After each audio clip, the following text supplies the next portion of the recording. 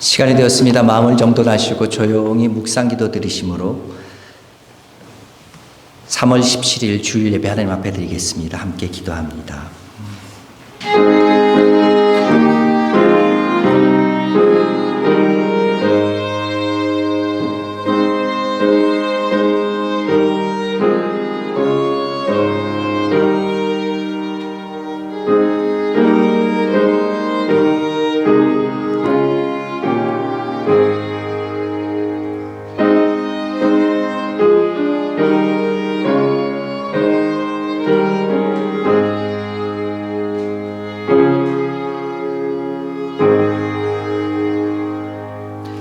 주 여호와여, 주는 나의 소망이시오. 내가 어릴 때부터 신뢰한 이시라. 내가 모태로부터 주를 의지하였으며 나의 어머니의 배로부터 주께서 나를 택하셨사오니 나는 항상 주를 찬송하리이다. 주를 찬송함과 주께 영광 돌림이 종일토록 내 입에 가득하리이다. 아멘. 하나님 아버지 감사합니다. 주님께서 우리를 불러주셨고 택하여 주셨고 예배자로 세워주셔서 오늘 이 자리에 나왔습니다. 하나님, 우리가 감히 예배자리에 설 수 없고 주 앞에 설 수 없는 사람들이지만 그러나 예수 그리스도의 보혈을 피를 힘입어 담대하게 성소에 들어갈 담력을 가지고 이 자리에 섰사오니 주께서 하나님은 우리들의 허물들, 우리의 죄악들을 주의 보혈로 맑게 씻어주시옵고 오늘 이 자리에 하나님아 우리가 답답하고 컬컬한 심령으로 나왔다 할지라도 오늘 이 시간 주님 만나게 하여 주시옵고 주님 말씀 들을 수 있게 하여 주시옵고 주께서 내게 하시길 원하시는 그 귀한 음성을 들을 수 있는 시간을 되게 도와주시옵고 뿐만 아니라 들려진 그 음성을 내 마음속에 새기고 갈고 닦아서 30배, 60배, 100배의 귀한 결실들을 맺을 수 있는 성도들로 매일매일 살아갈 수 있도록 주여 인도하여 주시옵소서. 그러기 위해서 주님을 만나기 위한 이 예배 자리에 나왔습니다. 이 예배 시간에 함께하여 주시옵소서.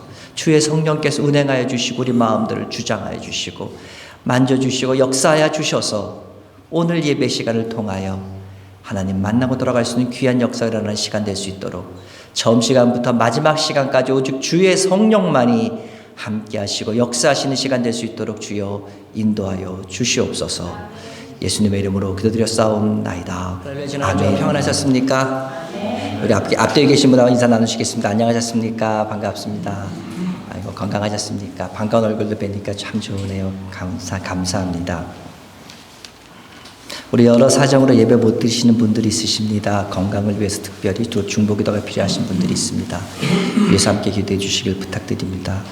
우리 박현숙 집사님께 연락을 받았는데요. 우리 하나님께서 기적적으로 매일매일 회복해 주셔서 하나님의 기적을 보고 산다고 간증하고 있습니다. 우리 여러분들 잊지 말고 계속해서 또 하나님의 손길 가운데 회복하심이 혹은 하나님의 손길 가운데 구원하심이 그 가정에 임하길 위해서 잊지 말고 계속 기도해 주시길 부탁드립니다. 사순절 기간입니다. 우리 절제와 헌신을 통해서 하나님께 더 가까워질 수 있는 시간 되시기를 바랍니다.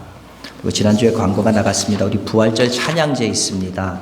지난주에 굉장한 많은 뜨거운 관심이 있었는데 그 관심이 지난 한 주간에만 있는 것이 아니라 계속 이어져서 여러분들 찬양 신청해 주시기 바랍니다. 뒤에 보시면은 부활절 찬양제 참가 신청서가 있습니다. 우리 참가 신청서를 작성해 주셔가지고 전사님께 제출해 주시면 저희들이 모든 일 처리에 있어서 좀 더 수월할 줄로 믿습니다. 참가 신청해 주셔서 많은 분들 가운데 우리가 찬양으로 하나님께 영광 돌릴 수 있길 바랍니다. 여러분 오늘 찬양하시니까 예배에 찬양하시니까 참 좋지요. 안 좋으셨나요? 다시 한번 기회를 또 드릴까요? 오늘 설교 제목이 또 한 번의 기회입니다. 그러니까 제가 다시 한번 기회를 드릴게요. 찬양하시니까 좋죠. 네, 여러분 아멘 감사합니다. 여러분 또 찬양할 수 있는 기회를 드리니까 우리가 집에서 열심히 찬양하시겠지만 우리 앞에 나오셔서 한번 찬양하시면서 여러분을 통해서 다른 분들이 또 힘을 얻고 그들 통해 하나님께 영광 돌릴 수 있는 귀한 시간 되길 바랍니다. 잊지 마시고 신청서 제출해 주시기 바랍니다. 오늘 친교 식탁은요 우리 양재인 집사님, 권성 집사님 가정을 섬겨주셨습니다. 섬겨주시며 감사를 드리고요. 대표기도 순서 쭉 이어지고 있습니다. 우리 위해서 준비해 주시길 부탁드립니다. 제가 언젠가도 한번 말씀드렸는데 성경이 만약에 세상에서 없어질 일은 없겠지만 세상에서 성경이 없어지면 우리가 그 중에 말씀 한 절을 잡으면 그 한 절만 잡고도 우리가 하나님 나라에 가서 구원 얻는데 지장이 없다. 그 말씀 한 절이 무엇이냐라고 뽑는다면 그 말씀은 바로 요한복음 3장 16절입니다. 우리가 잘 아는 말씀이죠. 하나님 세상을 참 사랑하사 독생자를 주셨으니 이는 저를 믿는 자마다 멸망치 않고 영생을 얻게 하려 하심이라. 그런데 오늘 마르지 않는 샘난에 보면 요한복음 3장 16절에 대해서 마틴 루터가 쓴 기가 막힌 글이 있어서 제가 한번 인용해 봤습니다. 여러분 한번 보시고 또 사순절 기간 동안 우리를 구원해 주신 그 하나님께 감사할 수 있는 여러분 되시길 바랍니다. 오늘 주신 하나님의 말씀입니다. 오늘 주신 하나님의 말씀은 구약성경 예레미야 애가 3장 19절에서 26절에 있는 말씀입니다. 제가 갖고 있는 성경책으로는 1148면에 있습니다. 예레미야서 애가 3장 19절에서 26절에 있는 말씀입니다.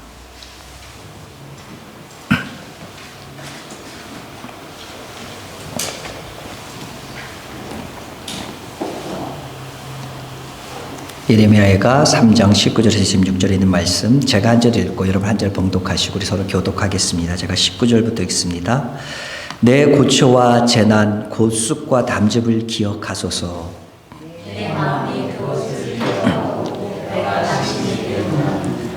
이것을 내가 내 마음에 담아 두었더니 그것이 오히려 나의 소망이 되었사오문.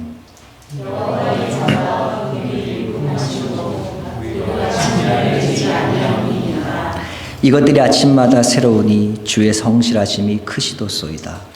내 심령의 일을 여호와는 나의 기업이시니 그러므로 내가 그를 바라리라 하도다. 기다리는 자들에게나 구하는 영혼들에게 여호와는 선하시도다. 사람이 여호와의 구원을 바라고 잠잠히 기다리는도다. 아멘. 우리가 참 예레미야 선지자는 알지만 예레미야 선지자가 쓴 예레미야 애가는 참 대하기가 쉽지는 않습니다. 왜냐하면 처음부터 굉장히 불편한 내용들이 많이 나오기 때문에 그렇습니다. 예레미야 애가는 나라가 질발피고 백성이 죽임당하고 예루살렘 성이 허물어진 그 처참한 그 참담한 현장에서 부르짖은 탄원시이기 때문에 그러합니다. 예레미야 애가는 짧은 5장으로 구성되어 있습니다. 그런데 각 절이 히브리어 알파벳 순서대로 이렇게 쭉 연결되어 있습니다. 영어로 보면 A, B, C, D 이렇게 되어 있는데 히브리어는 알렙, 베트, 김멜, 달레트 이런 식으로 쭉 나갑니다. 그래서 첫 절은 알렛으로 시작되고 두 번째 절은 김멜 이렇게 해가지고 A, B, C, D 순서대로 쭉 이어집니다. 히브리어가 총 22자가 있으니까 그래서 1장부터 5장 가운데 3장을 제외한 1장, 2장, 4장, 5장이 총 22절입니다. 각 절수대로 히브리어가 22자이기 때문에. 그러나 오늘 우리가 읽은 본문인 오늘 읽은 본문 예레미야서 3장은 이것을 3번 반복합니다. 그러니까 22 곱하기 3은 얼마지요? 66이죠. 그래서 오늘 본문이 66절까지 이어집니다. 이 예레미야 애가를 통해서 선지자는 이스라엘 땅에 이른 슬픔, 그 멸망의 아픔을 애통한 마음으로 지금 부르짖고 있습니다. 1장과 2장에서는요, 하나님의 심판원에서 예루살렘의 멸망 그리고 그 참상에 대해 사실적인 상황을 묘사하고 있어요. 그래서 굉장히 좀 참혹한 여인들이 자신의 아이들을 잡아먹고 이런 참혹한 현실이 나와 있기 때문에 참 읽기가 참 불편합니다. 그들이 이런 어려움, 이런 고난을 겪게 된 것은 하나님을 거역함으로 스스로 고통을 자초한 것이죠. 그래서 굉장히 비통한 심정으로 1장, 2장을 쭉 가다가 3장에 들어오면서 예레미야 선지자는 갑자기 희망적인 분위기로 그 분위기가 바뀌게 됩니다.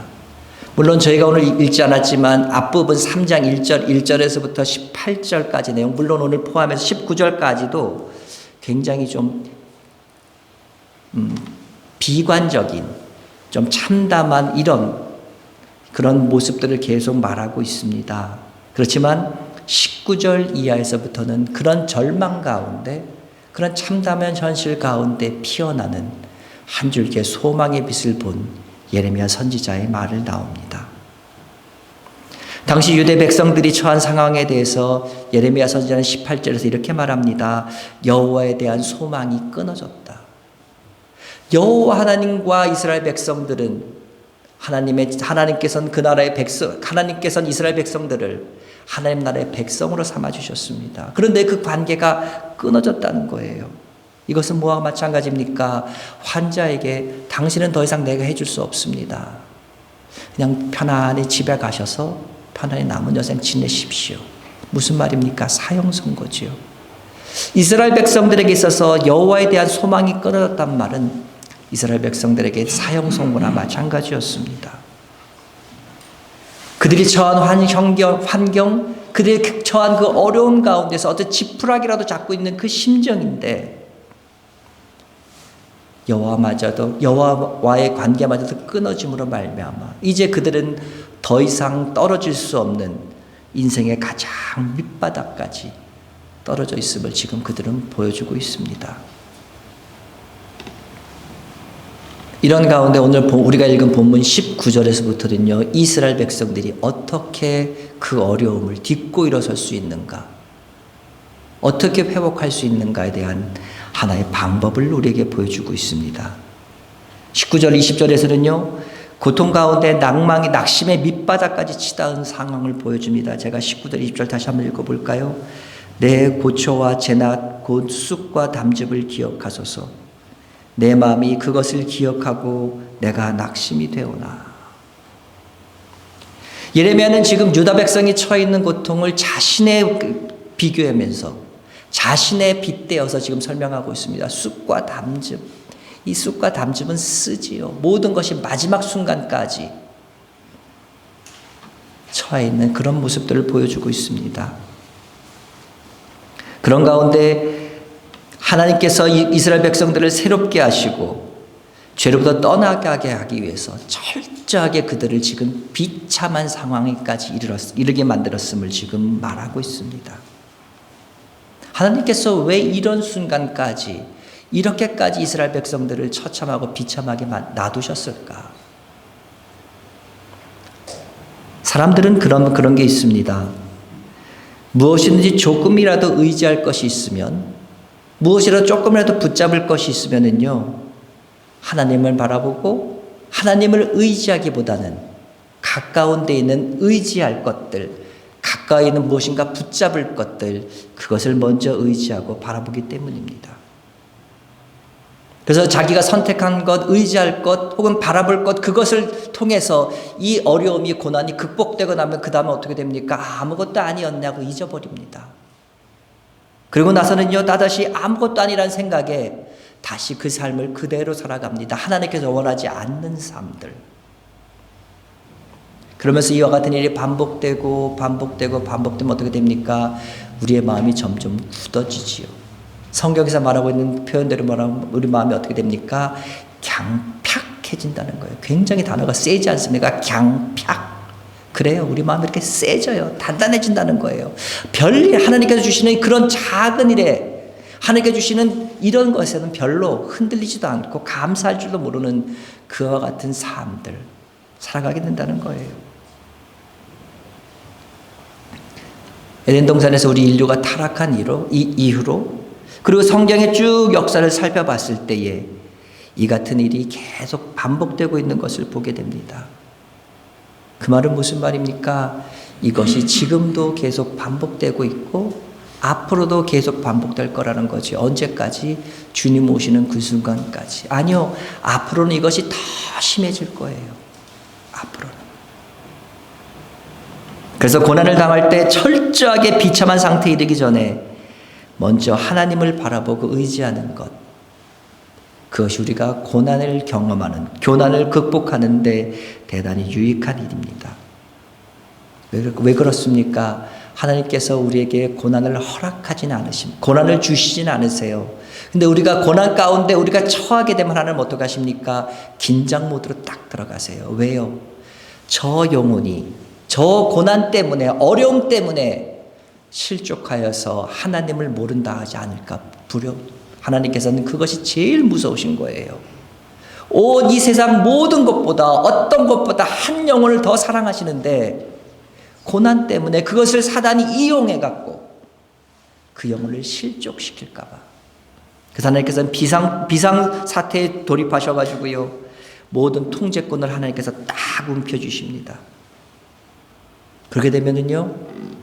고난도 이젠 선한 목적으로 사용으로 바뀌게 됩니다. 어떻게 됩니까?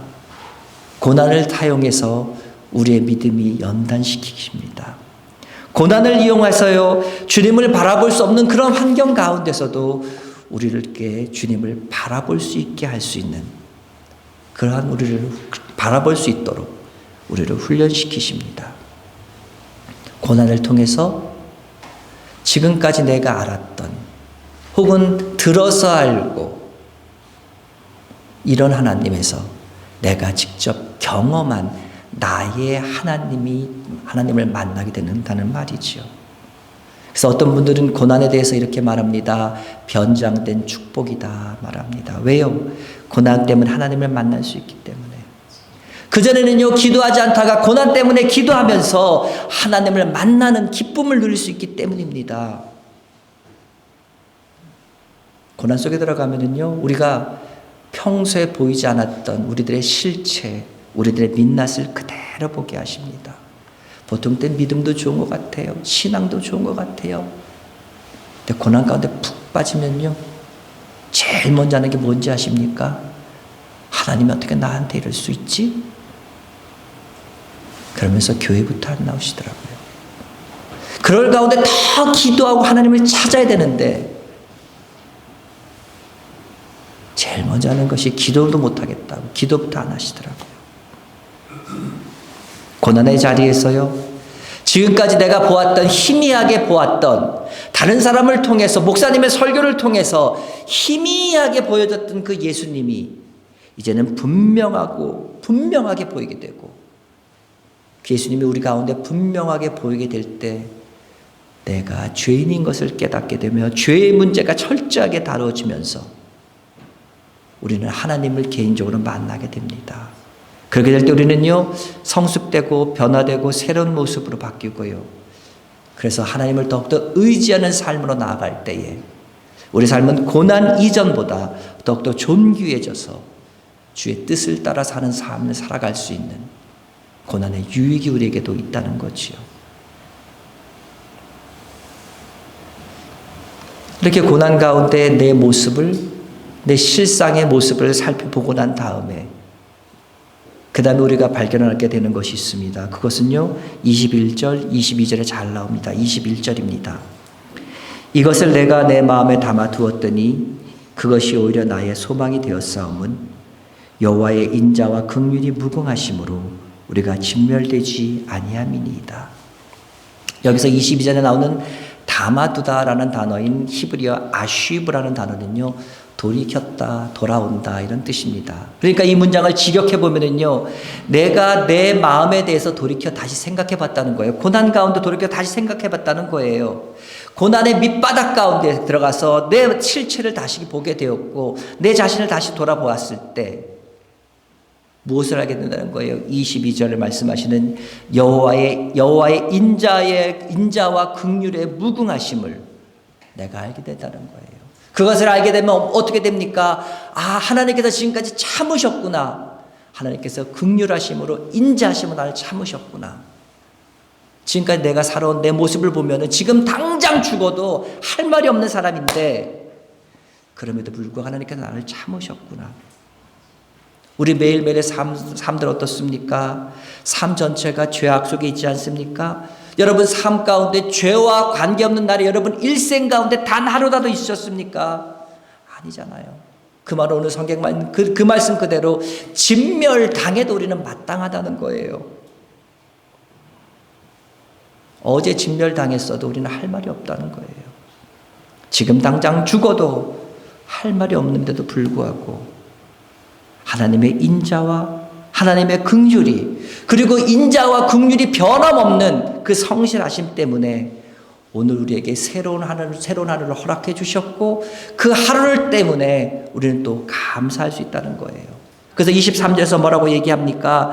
이것들이 아침마다 새로우니 주의 성실하심이 크도소이다. 여러분, 우리에게 고난이 찾아올 때 처음에는 무슨 영문인지 이유를 모르고 우리가 당황합니다. 어쩔 줄 몰라 해요. 그러다가 불안해져요. 그럴 때요, 여러분, 혼자 어떻게 해결하려고 끙끙 앓지 말고요, 기도의 자리에 나가셔서 하나님과 가지고 나가면은요, 기도하는 가운데, 말씀을 보는 가운데, 혹은 지나가는 어떤 사람의 말에 의해서, 심지어는 TV에서 우리가 보는 드라마 속에 나오는 대사를 통해서라도 여러분께 하나님께서 깨닫게 하시고요, 깨닫게 하셨을 때 그 고난의 의미가 보여집니다. 고난의 의미가 보여지면 어떻게 됩니까? 내가 여전히 고난 가운데 있지만 이 고난은 끝난 것과 마찬가지예요. 왜요? 고난의 의미를 알게 되니까 그 고난을 통해서 이 고난을 다루시는 하나님을 볼 수 있게 되고, 그 하나님을 보면서 난 무슨 느낍니까? 이 고난 가운데 나 혼자 있는 것이 아니다. 이 고난을 다루시는 분이 하나님이시다. 하나님이 나와 함께 계시다는 분명한 믿음이 우리 속에 생길 수 있기 때문입니다. 고난의 의미를 알게 되고 하나님 나와 함께 하시다는 사실을 알게 되니까 어떤 일이 생깁니까? 본문 말씀대로 하면 이것들이 아침마다 새로우니. 아침마다 새로워진 이것들은 무엇입니까? 그것은 바로 앞에서 예레미야가 발견한 사실들이지요. 여호와의 인자와 긍휼이 무궁하시다. 그리고 이 비록 고난 가운데 있지만 나의 잘못함으로, 나의 죄 때문에 고난 가운데 있지만 여호와의 인자와 긍휼하심 때문에 우리가 진멸되지는 않을 것이라는 소망. 그리고 당신의 백성들이 어떠한 상황에 처해 있더라도 항상 함께해 주시는 여호와의 성실하심이 매일매일 아침마다 우리에게 느껴지게 된다는 거죠. 이런 소망을 가지고 우리는 매일매일 아침에 눈을 뜨고 살아갈 수 있다는 말입니다. 고난 가운데, 어려움 가운데 있는 분들이 자주 하는 얘기가 있습니다. 그분들이 하는 얘기는요, 아침에 눈 뜨기가 두렵대요. 왜요? 고난이, 괴로운 시간이 또다시 시작되니까. 그래서 매일 잠들 때 이대로 영원히 잠들었으면 좋겠다, 그런 얘기들로 했다는 소리를 많이 듣습니다. 하지만 고난 가운데서도 하나님의 뜻을 찾고요, 하나님을 만난 사람은 어떻게 됩니까? 상황이 바뀐 것은 없어요. 어제의 그 어려움이 오늘도 계속 지속되고 있어요. 계속 지속되고 있어요. 그런데 지금까지는 고난만 보면서 내가 괴로웠는데, 이제는 누구를 바라보니까 이 고난을 주관하시고 계신, 이 고난을 다루고 계신 그 하나님의 손을 보게 되니까 하나님의 소망을 통해, 고난을 통해서 새로운 하나님을 경험하게 되고, 그러다 보니까 아침에 눈을 뜨기가 두렵지 않다는 거예요. 우리 하나님은 선하신 분이십니다. 특별히 자기를 찾는 사람에겐 선하신, 찾아주시고 만나주시는 분이십니다. 그래서 오늘 본문에서 뭐라고 얘기합니까? 25절에서요. 기다리는 자들에게나 구하는 영혼들에게 여호와는 선하시도다. 이것을 아는 예레미야는 그래서 이렇게 고백합니다. 26절입니다. 사람이 여호와의 구원을 바라고 잠잠히 기다림이 좋도다. 괴로움 가운데, 어려움 가운데 있는 사람이 가만히 있는 것 정말 괴롭습니다. 무엇인가를 해봐야 될 것 같아요. 무엇인가라도 꿈틀어 해봐야 되지 않겠냐 이거예요. 그런데 고난 중에 하나님을 만나서 그 하나님께서 이 고난을 통제하고 계신 것을 보고 그 속에서 그 하나님의 뜻을 발견한 사람은 이렇게 고백하게 되어 있습니다. 여호와의 구원을 바라고 잠잠히 기다림이 좋도다. 여전히 고통은 끝나지 않았어요. 고통 가운데 있어요. 여전히 환경은 동일해요. 그리고 언제 끝날지도 몰라요. 그러나 이렇게 고백할 수 있는 이유는 뭡니까? 그 마음속에서 이미 고난을, 환난을 극복했기 때문입니다. 고통이 주는 것보다 큰 소망이 하나님께 있고 그 확신이 주어졌기 때문에 지금 예레미야는 자기 자신을 향해서도 이렇게 고백할 수 있었고, 다른 사람에게도 이렇게 권면하면서 확신하면서 말할 수 있는 것이었습니다. 지금 이스라엘은 하나님을 거역했습니다. 타락했습니다. 우상 숭배했습니다. 그래서 바벨론을 통해서 징계를 받고 있는 가운데 있습니다. 이때 그 백성을 이끌었던 선지자 예레미야는요, 오늘 본문 3장 1절에서 18절에서 이렇게 얘기합니다. 여호와의 노하신 매로 인하여 고난당하는 자는 나로다. 스스로 이르기를 나의 힘과 여호와에 대한 내 소망이 끊어졌도다 하는도다 라고 말할 정도로 그는 완전한 절망 가운데 빠져 있었습니다. 이런 절망 가운데 있었던 예레미야에게 어느 날 한 줄기의 빛이 비칩니다. 그것은요, 나라가 망하고 군인들이 많이 죽고 왕을 비롯한 많은 지도자들이 끌려가고 숱한 백성들이 포로로 잡혀가고 그런 가운데 있었어도 그들이 완전하게 진멸당하지 않았다는 사실이었습니다. 이스라엘이 지금까지 해온 것을 보면요, 그들이 진멸당해야지만 그들이 지은 죄에 합당한 결과였겠지만 그런 죄 때문에 나라가 망하고 포로로 잡혀가는 이런 징계가 힘들고 어렵고 쓰라리긴 해도 완전히 진멸하지 않으신 하나님의 그 긍휼은 고통과 현재 상황과 비교할 때는 훨씬 더 크고 감사함을 그는 깨달았습니다. 그 선지자는 얘기합니다. 하나님이 언제인지는 몰라도 반드시 포로 생활이 끝나면 우리를 귀환시킬 것이고 나라를 온전하게 회복시키실 거야. 이 소망을 갖게 되었습니다. 그래서 이제부터는 나와 이스라엘 백성들이 할 일은 하나님의 그 선하심, 하나님의 그 성실하심을 의지해서 하나님의 선하심이 우리에게 다시금 나타나 보여지기를 기다리는 일이었습니다. 선지자가 깨달은 진리는 오직 하나였습니다. 하나님인 당신의 백성이 어떤 죄를 지을지라도 그 죄를 심지어 반복해서 지을지라도 하나님의 긍휼하심은 선하시다. 하나님의 긍휼하심은 변함이 없으시다는 것이었습니다. 그래서 현실에서는 나라의 멸망, 포로 생활, 포로 귀환 뿐만 아니라 나라의 회복 같은 이 모든 것도 하나님의 긍휼하심 때문에, 하나님의 성실하심 때문에 그분의 때, 그분의 방식에 의해서 다시금 이루어질 거라는 것을 그는 믿었습니다. 그래서 오늘 본문 후반부에서 예레미야 선지자는 여호와 하나님께 돌아가자, 여호와 하나님께 온전히 의지하자 얘기하면서 이렇게 얘기합니다. 40절 41절요. 우리가 스스로 우리의 행위들을 조사하고 여호와께로 돌아가자. 우리의 마음과 손을 아울러 하늘에 계신 하나님께 들자. 하나님께 우리의 손을 들자. 손 든다는 건 뭡니까? 손 들고 나간다는 거잖아요. 항복한다는 거잖아요. 오늘 이 말씀을 2024년을 살고 있는 우리들에게 적용하면 어떻게 됩니까? 어둠과 고통 속에서도 하나님이 우리에게 구원을 잠잠히 기다리라고 하시는 이유가 무엇인지를 생각해 봐야 합니다. 그분이 성실하게 우리를 기다려 주시기 때문입니다. 하나님은 성실히 오늘도 우리를 기다리고 계십니다. 왜요? 우리에게 또 한 번의 기회, 다시 한 번의 기회를 주시기 위해서요. 당신의 백성들이 예수 그리스도를 닮아서 거룩해지기를 참고 기다리신다는 거지요. 근데 우리는 어떻습니까? 고통 가운데 어려움이 올 때 그 고통 가운데 탈출할 것, 그 고통 가운데 우리를 구원해 주실 것만 생각합니다.